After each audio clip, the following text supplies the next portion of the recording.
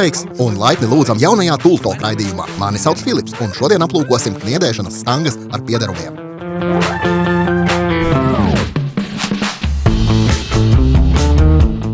Pirms es tev parādīšu, kā tās darbojas, droši nospied patīk un abonē šo kanālu. Tā tu nepalaidīsi garām nevienu video. Komplektā ir 151 piederums. Tajā ietilpst kniedēšanas stangas un uzgriežņi 5 dažādos izmēros.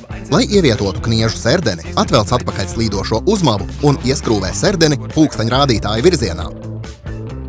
Pēc tam pievelc vēlreiz ar spriegošanas atslēgu.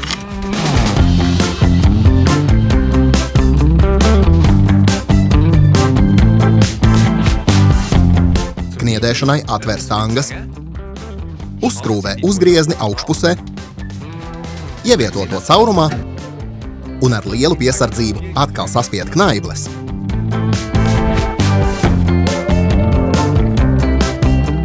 Ar regulēšanas ritenīti vari atkal atbrīvot kniedēšanas stangas no uzgriežņa. Kad uzgriežņi ir nostiprināti, vari tajos ieskrūvēt skrūvi. Kniedēšanas stangas galvenokārt izmanto autonozarē un metāla apstrādē. Tur, kur vēlas kaut ko piestiprināt pie skārda vai kur nav iespējams izgriezt vītni. Kuram projektam tu izmantos kniedēšanas stangas? Ieraksti to komentāros un vienkārši ķeries pie darba. Tu to vari!